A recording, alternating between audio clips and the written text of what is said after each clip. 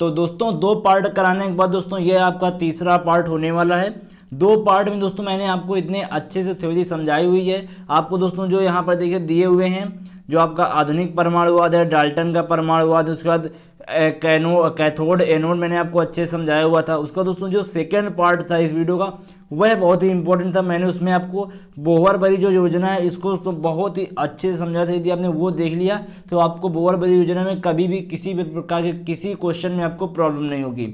उसका दोस्तों आपको मैंने यहाँ पर जो कक्षक के नियम थे उनको बताया था, कैसे दोस्तों इनको आपको करना होता है। फिर क्वांटम संख्या मैंने आपको बताई थी। और दोस्तों उसके बाद यहाँ पर ये कुछ इंपॉर्टेंट चीज़ें थी जो बहुत ही इंपॉर्टेंट आपके आगे क्वेश्चन में आगे क्वेश्चन होंगे उनमें दोस्तों इन सब चीज़ों को बहुत ही ज़्यादा प्रयोग होने वाला है। तो यदि आपने उन दोनों पार्ट को नहीं देखा जो दोस्तों जाके उनको देखिए, बहुत ही इंपॉर्टेंट होने वाले हैं। तो उनकी लिंक दोस्तों आपको डिस्क्रिप्शन में मिल जाएगी। आपका जो होगा उसमें होगा पॉलिटेक्निक इंटर एग्जाम केमिस्ट्री, तो उसी में दोस्तों आपको इसकी लिंक मिल जाएगी। तो चलिए दोस्तों आज का जो तीसरा पार्ट है उसको स्टार्ट करेंगे। इसमें अभ्यास प्रश्नमाला के बारे में देखेंगे। तो दोस्तों वीडियो पूरा देखिएगा, बहुत ही अच्छा वीडियो होने वाला है। यदि आपने भी इस वीडियो को लाइक नहीं किया तो अभी का अभी दोस्तों लाइक कीजिए, बिल्कुल तुरंत लाइक कीजिए। उसके बाद वीडियो को शेयर भी कीजिए अपने दोस्तों के साथ जो लोग तैयारी कर रहे हैं पॉलिटेक्निक की।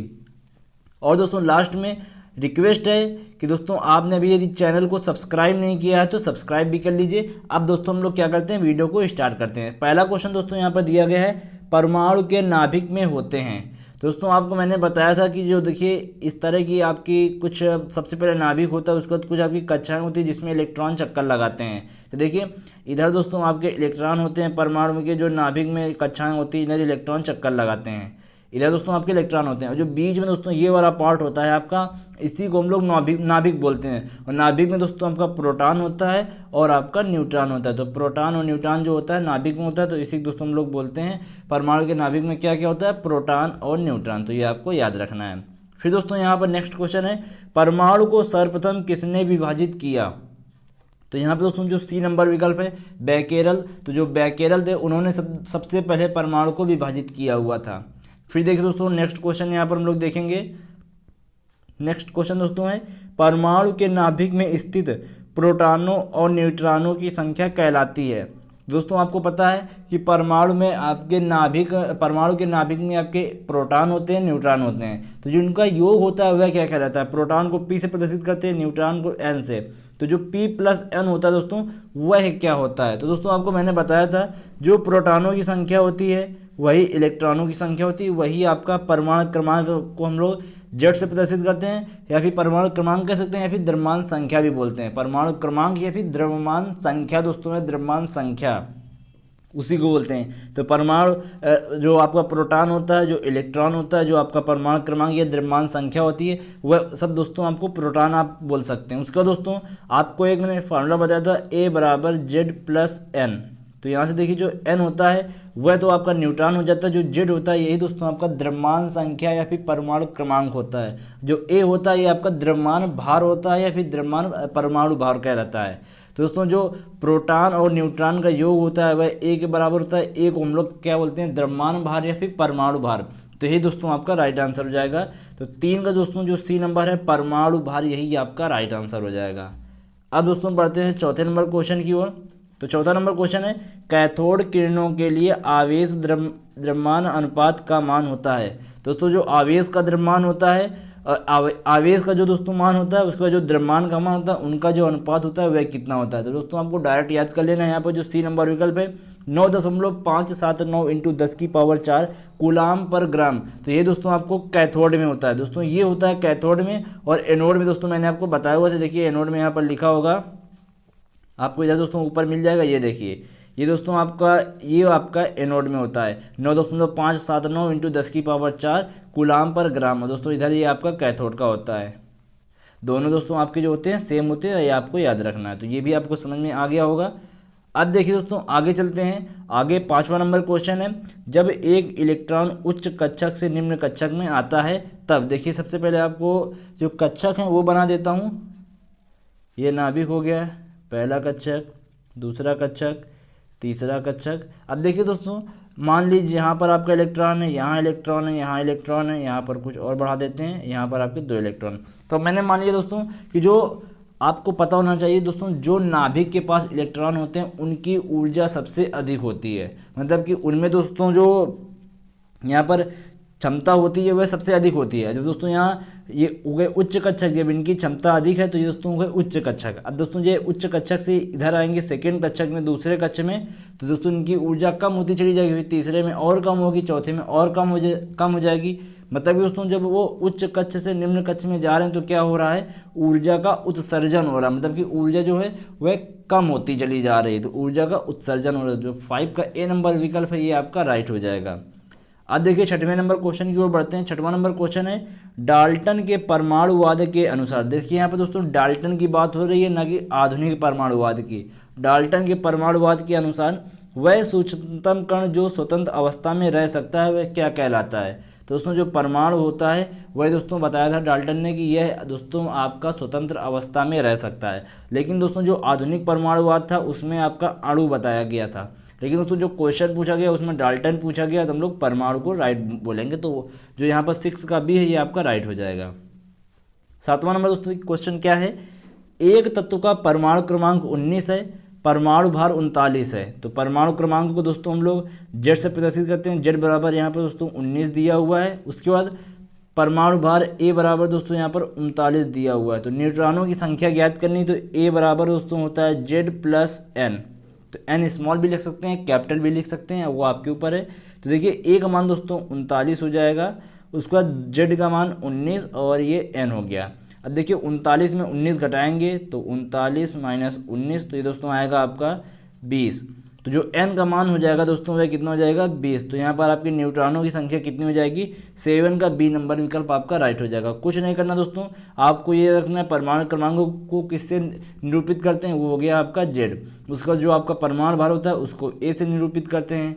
अब आपको फार्मूला पता है a बराबर जेड प्लस एन, बस तुरंत आपको रख देना है, वैल्यू आपकी आ जाएगी।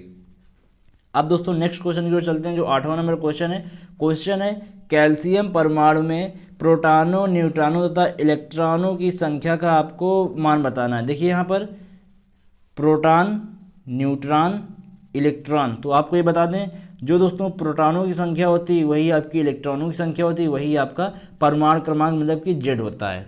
तो वही दोस्तों आपकी प्रोटॉनों की संख्या होगी, वही आपका परमाणु क्रमांक होगा, वही इलेक्ट्रॉनों की संख्या होगी। लेकिन दोस्तों यहाँ पर एक न्यूट्रॉनों की संख्या भी पूछी जा रही है, तो हम लोग परमाणु बाहर निकाल लेंगे, उससे दोस्तों आपका आ जाएगा। देखिए कैसे करना है वो मैं आपको बताता हूँ।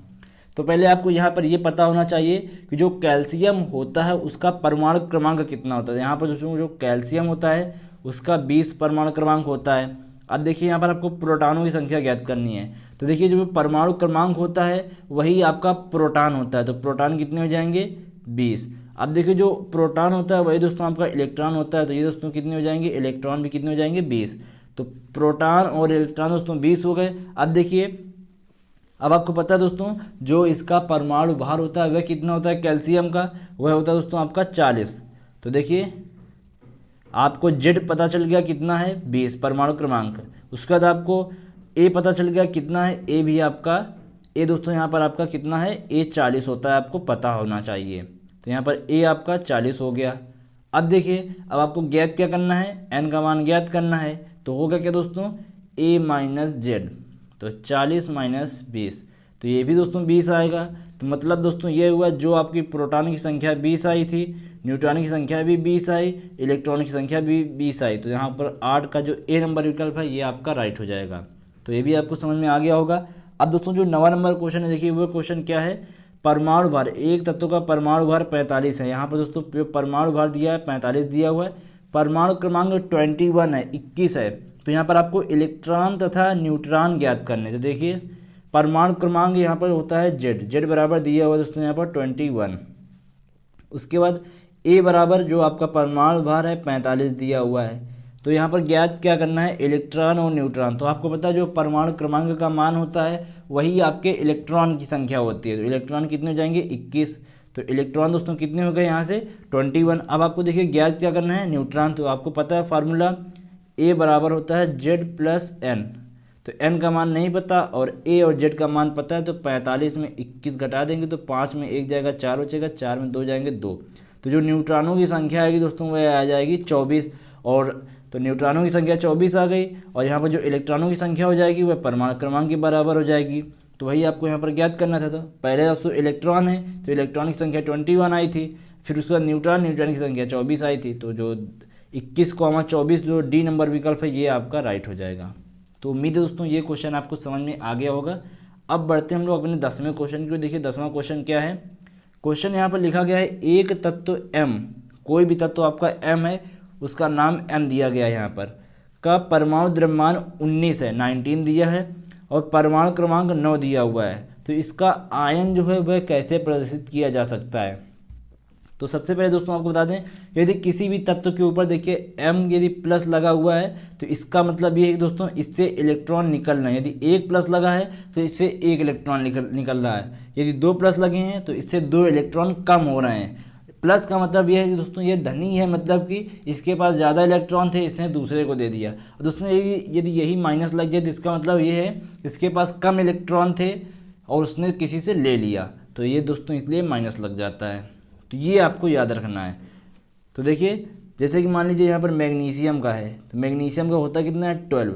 अब यहाँ पर हम Mg2 प्लस कर दें, Mg2 प्लस मतलब कि यहाँ पर 2 प्लस लगे हुए हैं। तब आपसे पूछे कि इसका जो आयन के रूप में कैसे प्रदर्शित किया जाएगा। तो इसका दोस्तों जब आयन के रूप में प्रदर्शित किया जाएगा तब इसका इलेक्ट्रॉन कितना होगा। तो देखिए 2 इलेक्ट्रॉन जो है निकल रहे हैं इससे, इसके पास ज़्यादा थे तो इसने दे दिए, तो 12 में कितने घट जाएंगे 2, तो बचेगा कितना 10। तो यही दोस्तों इस क्वेश्चन में समझना है। तो देखिए परमाणु क्रमांक दिया हुआ है 9, तो इसको दोस्तों आयन के रूप में कैसे प्रदर्शित किया जा सकता है। तो सबसे पहले आप क्या करेंगे कि 9 का आप यहाँ पर इलेक्ट्रॉनिक विन्यास कर लेंगे। आप बाउ से भी कर सकते हैं और यहाँ पर आप बोरबरी स्कीम से भी कर सकते हो। यहाँ पर देखिए बोरबरी स्कीम से करते हैं, 2 आएगा 7 आएगा। अब देखिए दोस्तों इसको अपना जो अष्टक पूर्ण करने के लिए कितने इलेक्ट्रॉन चाहिए, 1 इलेक्ट्रॉन चाहिए। तो ये क्या करेगा दोस्तों अपना अष्टक पूर्ण करने के लिए किसी और तत्व से 1 इलेक्ट्रॉन लेने की कोशिश करेगा। 1 इलेक्ट्रॉन लेने का मतलब है दोस्तों मैंने आपको बताया यदि इलेक्ट्रॉन लेगा तो उसके ऊपर क्या लगेगा माइनस, जितने लेगा उतने माइनस लगा देंगे। तो यहाँ पे देखिए m है तो m में दोस्तों कितने इलेक्ट्रॉन दूसरे इलेक्ट्रॉन से आ रहे हैं 1, तो कितने माइनस 1 माइनस, तो m माइनस हो जाएगा। तो इसका कौन सा राइट हो जाएगा 10 का C। यदि दोस्तों यही आपका कुछ इस तरह होता 2 9, दोस्तों ये क्या है इसके पास 1 इलेक्ट्रॉन ज़्यादा है। अब दोस्तों किसी दूसरे तत्व को इलेक्ट्रॉन की ज़रूरत है तो ये 1 दे देगा। तो 1 देने का मतलब दोस्तों यहाँ पर देखिए दोस्तों 2 9 नहीं 2 8 1 लिखेंगे, 2 8 1। तो इसका मतलब है 1 इसके पास ज़्यादा है तो ये किसी और को देगा। तो इसका मतलब है दोस्तों इसके पास ज़्यादा था, ये धनी था, तो धनी होने का मतलब कि m में दोस्तों हमने कुछ प्लस कर दिया, मतलब कि इसको इससे कुछ हमने निकाल दिए हैं, तो वो आप प्लस लगाएंगे। तो ये आपको समझ में आ गया होगा। अब देखिए 11 नंबर क्वेश्चन है, परमाणु क्रमांक जो होता है किसके बराबर होता है। न्यूट्रॉनों की संख्या के नहीं होता, इलेक्ट्रॉनों की संख्या के होता है, प्रोटॉन होता है न्यूट्रॉनों की प्रोटॉनिक होता है लेकिन न्यूट्रॉनों की संख्या के बराबर नहीं होता, इलेक्ट्रॉनों की होता है लेकिन न्यूट्रॉनों की संख्या के बराबर नहीं होता। तो यहाँ पर जो आपका बी नंबर विकल्प है ये आपका राइट हो जाएगा, इलेक्ट्रॉनों की संख्या के बराबर। तो ये आपको समझ में आ गया होगा। अब देखिए 12 नंबर क्वेश्चन की ओर चलते हैं। यहाँ पर 12 नंबर क्वेश्चन देखिए बहुत ही इंपॉर्टेंट क्वेश्चन है, मैंने आपको थ्योरी पार्ट में भी इसको कवर कराया हुआ था। क्या है दोस्तों, क्रोमियम का परमाणु क्रमांक 24 है तो उसका इलेक्ट्रॉनिक विन्यास क्या होगा। 2008 में आपसे पूछा गया था क्वेश्चन। तो देखिए यहाँ पर जो क्रोमियम का परमाणु क्रमांक दिया हुआ है 24 दिया हुआ है। तो मैंने आपको बताया था जिसका परमाणु क्रमांक 24 होता है और एक दोस्तों 29 होता है, इनमें आपका होता है अपवाद। जो बोरबरी स्कीम है उनका ये पालन नहीं करते। क्यों नहीं पालन करते वो आपको बताता हूँ मैं। देखिए तो इसको जो आपका होना चाहिए रियलिटी में वो क्या होना चाहिए, 2 होना चाहिए, 8 होना चाहिए। तो यहाँ पर 8 2 10। अब देखिए अब यहाँ पर कितने बचे 14 बचे। तो यहाँ पर क्या करते हैं दोस्तों हम लोग, यहाँ पर हम लोग दे देते हैं इसको, मान लीजिए पहले इधर हम लोग 2 दे देते थे। अब देखिए 2 8 10 2 12, कितने बचे दोस्तों 12 बचे। तो ये इसका आपका जो बोरबरी स्कीम है उसके अनुसार ये आपका होना चाहिए 2 8 12 2।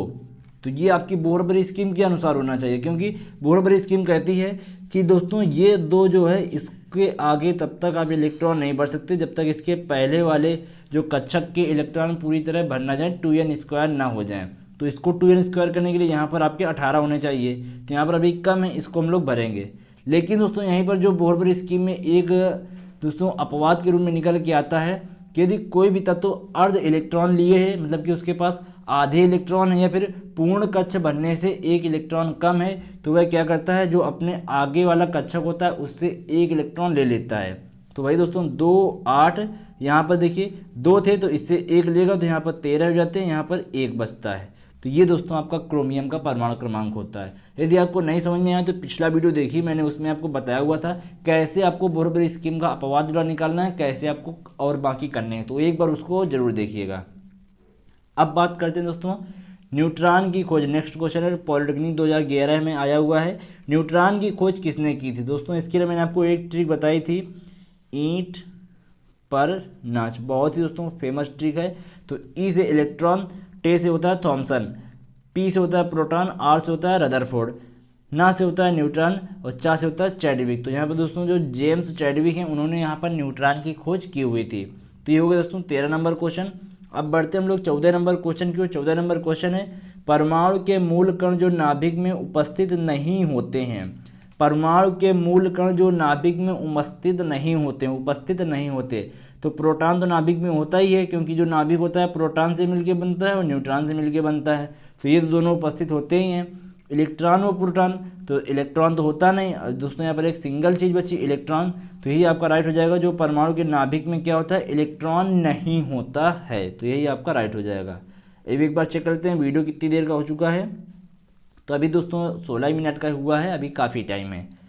अब देखिए दोस्तों 15 नंबर क्वेश्चन है कि निम्नलिखित में से किस मूल कण पर ऋणावेश होता है? तो दोस्तों न्यूट्रॉन तो आपका उदासीन होता है, प्रोटॉन आपका धनावेश होता है, इनमें से कोई नहीं। पहले एक ऑप्शन और है इलेक्ट्रॉन, दोस्तों जो इलेक्ट्रॉन होता है उस पर ऋणावेश होता है, तो ये दोस्तों आपका 15 का ए नंबर विकल्प आपका राइट हो जाएगा। अब देखिए यहाँ पर 16 नंबर क्वेश्चन है कि निम्न में कौन सा सत्य है? तो देखिए आपके सामने कुछ विकल्प हैं, तो आपको बताया था दोस्तों जो आपका एक आपकी यदि कोई कक्षा में गति हो रही है तो उसमें जो कोणीय वेग का फार्मूला होता है वो कितना होता है, mvr is equal to NH/2π। दोस्तों n ये h है, तो NH/2π। अब इसमें क्या किया गया, पाई का मान निकाला गया है, तो पाई का मान निकालने के लिए पाई को इधर भेज दिया गया, mvr को इधर ले आ गया है, तो क्या हो जाएगा ये दोस्तों देखिए, एक मिनट इसको रिमूव करता हूँ। आप देखिए ये n हो गया, ये h हो गया, mvr को इधर ले आएंगे और ये 2 आपका मल्टीप्लाई में रहेगा। तो यही दोस्तों आपको जो देखिए इस तरह का एक ऑप्शन मैच हो रहा है ए नंबर, तो यही आपका राइट हो जाएगा। तो 16 का ए यहाँ पर आपका राइट हो जाएगा। अब बढ़ते हैं दोस्तों हम लोग 17 नंबर क्वेश्चन की ओर। न्यूट्रॉन पर आवेश कैसा होता है? तो उदासीन होता है, मैंने आपको अभी बताया हुआ था। तो ये हो गया दोस्तों 17 नंबर क्वेश्चन। अब देखिए जो 18 नंबर क्वेश्चन दोस्तों आपका पॉलिटेक्निक 2012 में पूछा गया था। क्वेश्चन क्या है, प्रोटॉन है, जो आपका प्रोटॉन होता है वह क्या है? तो यहाँ पर देखिए कुछ ऑप्शन है, भारी हाइड्रोजन का नाभिक है, उसके बाद धनावेशित कण है, एक मूलभूत कण है, ये सभी। तो देखिए जो आपका प्रोटॉन होता है, भारी हाइड्रोजन जो होता है उसका नाभिक तो होता ही है, क्योंकि दोस्तों जो हाइड्रोजन पे होते हैं जो उसमें न्यूट्रॉनों की संख्या होती नहीं है, तो वहाँ पर सिर्फ प्रोटॉन बचता है, तो प्रोटॉन ही उसका नाभिक हो जाता है। धनावेश तो इसका होता ही है, मूलभूत कण तो है ही है ये दोस्तों परमाणु का। तो ये जो एक राष्ट्र विकल्प है ये सभी, तो सभी वाला आपका राइट हो जाएगा। अब देखिए परमाणु की प्रथम कक्षा में अधिकतम इलेक्ट्रॉनों की संख्या, तो देखिए 2 8 18 32 KLMN। तो दोस्तों यहाँ पर K में कितने होते हैं, 2, तो अधिकतम इलेक्ट्रॉन कितने हो जाएंगे, बी जो आपका विकल्प है 19 का, ये आपका राइट हो जाएगा 2। अब देखिए नेक्स्ट है, निम्न में से अणु के लिए सत्य कथन कौन सा है? क्वेश्चन देखिए आपके विकल्प क्या हैं, यह स्वतंत्र अवस्था में रह सकता है, तो जी हाँ बिल्कुल रह सकता है, आधुनिक परमाणुवाद में बताया गया था। उसके बाद इसमें परमाणु का अनुपात निश्चित होता है, मतलब कि परमाणुओं से मिलकर बना होता है, जी बिल्कुल बना होता है। इसकी आणविक संरचना परमाणुओं की व्यवस्था को प्रदर्शित करती है, जब ये परमाणुओं से मिलकर बनता है तो इसकी जो संरचना होगी परमाणु को जरूर प्रदर्शित करेगी। तो ये तीनों सही है, एक विकल्प है उपरोक्त सभी, जो उपरोक्त सभी आपका विकल्प है ये आपका राइट हो जाएगा। तो 20 का जो डी नंबर विकल्प है ये दोस्तों आपका राइट है। अब देखिए 21 नंबर क्वेश्चन क्या है, परमाणु का समस्त भार केंद्रित होता है, जो परमाणु का भार होता है कहाँ केंद्रित होता है? तो यहाँ पर देखिए आपके पास कुछ विकल्प हैं, इलेक्ट्रॉन पर, दोस्तों आपके इलेक्ट्रॉन तो चक्कर लगाते हैं तो इस पर तो होना नहीं है। न्यूट्रॉन पर, न्यूट्रॉन आपका जो होता है नाभिक में होता है। प्रोटॉन पर। प्रोटॉन भी आपका नाभिक में होता है। जब दोस्तों जो दोनों नाभिक में होते हैं, एक ऑप्शन और है नाभिक पर, तो जो दोस्तों जो आपका ये विकल्प है आपका राइट हो जाएगा। क्योंकि दोस्तों प्रोटॉन पर अकेले तो होता नहीं, क्योंकि प्रोटॉन और न्यूट्रॉन दोनों पर होता है। दोनों होते हैं, वह कहाँ पर होते हैं? नाभिक पर। तो यही आपका राइट हो जाएगा। अब देखिए नेक्स्ट क्वेश्चन है, परमाणु के दोस्तों यहाँ पर जो परमाणु के नाभिक के खोजकर्ता थे वह कौन थे? परमाणु के नाभिक के जो खोजकर्ता थे दोस्तों रदरफोर्ड थे। क्योंकि दोस्तों इन्होंने अपना पहला जो परमाणु मॉडल दिया था रदरफोर्ड ने ही दिया था। तो जो परमाणु के नाभिक के खोजकर्ता थे वह थे रदरफोर्ड, 22 का बी नंबर। अब देखिए नेक्स्ट क्वेश्चन, ये आपका दिया हुआ है 92U238 में न्यूट्रॉनों की संख्या। तो मैंने दोस्तों आपको बताया हुआ था जो ये होते हैं ये आपका परमाणु क्रमांक होता है, ये आपका परमाणु भार होता है। तो देखिए यहाँ पर ए बराबर दिया हुआ है कितना दोस्तों? 238। उसके बाद यहाँ पर जेड बराबर दिया हुआ है 92। तो यहाँ पर आपको एन का मान निकालना है। तो ए बराबर दोस्तों जेड प्लस एन होता है। तो यहाँ से एन निकालेंगे तो ए माइनस जेड हो जाएगा। दोस्तों ए का मान कितना दिया हुआ है यहाँ पर? 238। उसके बाद दोस्तों यहाँ पर जो जेड का मान है वह है 92। तो घटा देंगे, 8 में 2 घटेंगे 6 बचेगा, 13 में 9 जाएंगे 4 बचेगा, 1 बचेगा। तो यहाँ पर दोस्तों जो 146 है यही आपका राइट हो जाएगा। तो 23 का सी नंबर विकल्प जो है आपका राइट हो जाएगा। तो ये क्वेश्चन आपको समझ में आ गया होगा। अब बढ़ते हैं 24 नंबर क्वेश्चन की ओर। 24 नंबर क्वेश्चन क्या है? CO2 अणु में कुल इलेक्ट्रॉनों की संख्या कितनी होती है? पॉलिटेक्निक 2007 में पूछा गया था। तो देखिए CO2 में आपको इलेक्ट्रॉनों की संख्या ज्ञात करनी है। तो C में कितने होते हैं? 6। O में कितने होते हैं? 8। लेकिन यहाँ पर O2 लगा हुआ तो यहाँ पर 2 का मल्टीप्लाई कर देंगे। तो 6 और प्लस दोस्तों 8 दूनी 16। तो 16 6 दोस्तों कितना हो जाएगा? ये आपका 22 हो जाएगा। क्योंकि दोस्तों जब हमको इलेक्ट्रॉनों की संख्या किसी ऐसे तत्व में ज्ञात करनी होती है जो 2 या 2 से अधिक तत्वों से मिलकर बना होता है, किसी ऐसे यौगिक की ज्ञात करनी होती है, तो वहाँ पर दोस्तों जो पहले तत्व के आपके इलेक्ट्रॉन होते हैं, जो दूसरे तत्व के इलेक्ट्रॉन होते हैं, दोनों को जोड़ देते हैं। उसके बाद दोस्तों जो इलेक्ट्रॉन आते हैं इलेक्ट्रॉन वह आपके पूरे यौगिक के इलेक्ट्रॉन होते हैं। तो ये दोस्तों आपका जो राइट विकल्प हो जाएगा 24 का बी यहाँ पर आपका राइट हो जाएगा। अब देखिए नेक्स्ट क्वेश्चन की ओर चलते हैं। नेक्स्ट क्वेश्चन है, किसी तत्व का परमाणु क्रमांक 17 है, मतलब कि वहाँ पर जेड का मान 17 है, तो उसके नाभिक में प्रोटॉनों की संख्या कितनी होगी? तो दोस्तों आपको पता है जो आपका परमाणु क्रमांक होता है, परमाणु क्रमांक आपका जेड, जो आपका इलेक्ट्रॉन संख्या होती है और जो आपका प्रोटॉन संख्या होती है आपके बराबर होते हैं। तो जो परमाणु क्रमांक होगा वही आपका प्रोटॉन होगा। तो जो 26 का ए नंबर विकल्प है 17 ये आपका राइट हो जाएगा। अब देखिए फिर क्वेश्चन है, परमाणु संख्या की खोज किसने की थी? दोस्तों जब मैंने आपको बताया था परमाणु संख्या क्या है, तो वहाँ पर एक चीज़ बताया था कि आपको याद रखना है परमाणु संख्या की खोज किसने की थी? मोसले ने। तो यहाँ पर दोस्तों जो मोसले विकल्प है 26 का बी यहाँ पर आपका राइट हो जाएगा। अब देखिए नेक्स्ट है 27 नंबर क्वेश्चन, न्यूट्रॉन की खोज बहुत देर से क्यों हुई थी? तो कुछ विकल्प हैं आपके सामने, न्यूट्रॉन नाभिक में उपस्थित होता है, न्यूट्रॉन आवेशहीन होता है, न्यूट्रॉन मूल कण है, या फिर उपरोक्त सभी। तो यहाँ पर देखिए दोस्तों नाभिक में उपस्थित होता है, इसका दोस्तों यहाँ से कोई रिलेशन होना नहीं है। मूल कण है, इसका भी कोई रिलेशन नहीं है। मूल कण तो आपके प्रोटॉन और न्यूट्रॉन भी थे, उसके बाद प्रोटॉन और जो इलेक्ट्रॉन भी थे। फिर दोस्तों न्यूट्रॉन आवेशहीन है, तो यही दोस्तों मेन पॉइंट है, क्योंकि किसी को नहीं पता था कि न्यूट्रॉन आपका आवेशहीन है। क्योंकि तो आपको पता है यदि एक पॉजिटिव होता है दूसरा नेगेटिव होता है, वह एक दूसरे को आकर्षित कर लेते हैं। लेकिन दोस्तों इसका आवेश था उदासीन, तो दोस्तों इसमें जो यहाँ पर रिएक्शन है फॉलो ही नहीं हो रही थी। तो इसी कारण इसका जो खोज हुई देर में हुई थी। यहाँ पर जो विकल्प है न्यूट्रॉन आवेशहीन होते हैं इसलिए इसकी खोज देर में हुई थी। तो ये दोस्तों 27 क्वेश्चन हो गए। अब देखते हैं, वीडियो 23 मिनट का हो चुका है। अब कितने क्वेश्चन दिए हुए हैं? 41 क्वेश्चन। अभी दोस्तों 14 क्वेश्चन बाकी हैं। 28वां क्वेश्चन देखते हैं। क्वेश्चन है, निम्न में किसी एक तत्व की सामान्य संयोजकता 2 है, तो उसका परमाणु क्रमांक कितना होगा? तो नीचे से चलते हैं। 18 नंबर देखिए क्या है? 18। तो 18 का यदि हम लोग यहाँ पर दोस्तों इलेक्ट्रॉनिक विन्यास करें तो कितना आएगा? 2 8 8। तो ये दोस्तों पूर्ण हो गया। इसमें संयुक्ता दोस्तों कुछ होना ही नहीं है। तो ये दोस्तों आपका मतलब कि इसमें संयुक्ता दोस्तों कुछ नहीं होगी। फिर उसके बाद 14 दोस्तों 14 देखते हैं। तो 2 8 और इधर दोस्तों 6 हो जाएगा। तो दोस्तों इसमें भी संयुक्ता आपकी जो आएगी माइनस में आएगी, यहाँ पर प्लस की बात हो रही है। फिर दोस्तों 16 का देख लेते हैं हम लोग। 2 8 दोस्तों ये जो 14 था उसमें 2 8 4 होगा। 8 2 10 4 14। 16 में कितना होगा 2 8 6। दोस्तों इसमें देखिए, इसमें 4 आपके जो बच रहे हैं पूर्ण होने से, अष्टक पूर्ण होने से 4 बच रहे हैं, तो ये भी आपका नहीं होगा क्योंकि यहाँ पर 2 की बात हुई है। यहाँ पर माइनस का आएगा, यहाँ पर प्लस की बात हुई है। अब देखिए जो 12 बचा, 12 को चेक कर लेते हैं, 2 8 2, तो यहाँ पर 2 आ रहा, वो भी आपका प्लस का आ रहा, तो यही आपका दोस्तों राइट हो जाएगा। तो जो यहाँ पर 12 का 28 का ए नंबर विकल्प है 12, तो ये दोस्तों आपका राइट विकल्प हो जाएगा। अब देखिए 29 नंबर क्वेश्चन है, किसी तत्व का परमाणु क्रमांक 19 है तो उसके बाहरी कोष में इलेक्ट्रॉनों की संख्या कितनी होगी। तो देखिए 2 8 8, उसको देखिए फिर से देखिए 2 8, अब देखिए 2 8 10, अब कितने बचे दोस्तों 9 बचे। तो यहाँ पर हम लोग 9 तो भर नहीं सकते हैं, क्यों, क्योंकि दोस्तों तीसरा रूल यही कहता है कि दोस्तों जो आपका बाहरी कोष है उसमें दोस्तों आपके 8 से अधिक इलेक्ट्रॉन नहीं रह सकते। तो ये आपका बाहरी कोष हो गया, तो इसमें तो 8 से अधिक तो होंगे नहीं।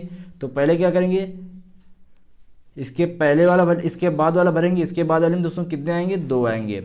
अब देखिए कितने बचे 2 8, यहाँ पर कितने बचे 8 2 10, 10 2 12, यहाँ पर 19 है तो यहाँ पर 7 बचे। तो 8 2 10 7 17 2 19, तो यहाँ पर दोस्तों बाहरी कोष में कितने इलेक्ट्रॉन बच रहे हैं 2 इलेक्ट्रॉन, तो यही आपका राइट है। तो यहाँ पर दोस्तों जो आपका बी नंबर विकल्प है ये राइट हो जाएगा। इसीलिए दोस्तों मैंने आपसे बोला एक बार आप बोहर बरी जो स्कीम मैंने आपको बताई थी वो एक बार आप ज़रूर देख लीजिए, बहुत ही इंपॉर्टेंट है वो आपके लिए बोहर बरी स्कीम जो है। तो ये आपको समझ में आ गया होगा, नहीं समझ में आया तो पहले आप बोहर बरी स्कीम देखिए। अब देखिए 30वां क्वेश्चन है, रदरफोर्ड जो थे अल्फा कण का प्रकीर्णन के लिए किस तत्व की पन्नी का प्रयोग किया था। तो यहाँ पर जो सोने की पन्नी थी उन्होंने उसका प्रयोग किया हुआ था।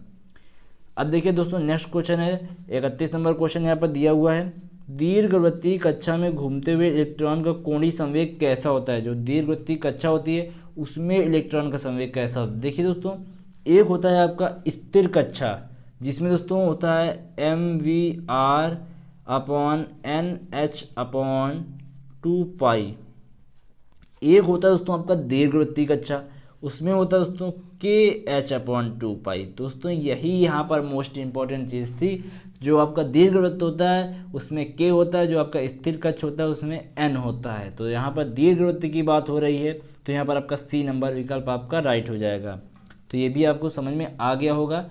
तो दोस्तों देखिए इस वीडियो में हम लोग अभी इतना ही रखते हैं, 31 क्वेश्चन हम लोगों ने सॉल्व कर लिए हैं। अब बाकी दोस्तों बचे हुए क्वेश्चन उनको करेंगे हम लोग नेक्स्ट वीडियो में। तो उम्मीद है दोस्तों आपको वीडियो पसंद आया होगा। यदि आपको कोई क्वेश्चन समझ में नहीं आया तो आप कमेंट बॉक्स में दोस्तों कमेंट कर सकते हैं। उसके बाद दोस्तों यदि आपने भी व्हाट्सअप ग्रुप को नहीं ज्वाइन किया तो उसको भी ज्वाइन कर लीजिए। और दोस्तों यदि आपको कोई क्वेश्चन समझ में नहीं आया तो आप इसके पहले दोस्तों जो मैंने बताया था बोहर बरी जो स्कीम बताई थी उसको ज़रूर देखिए एक बार दोस्तों।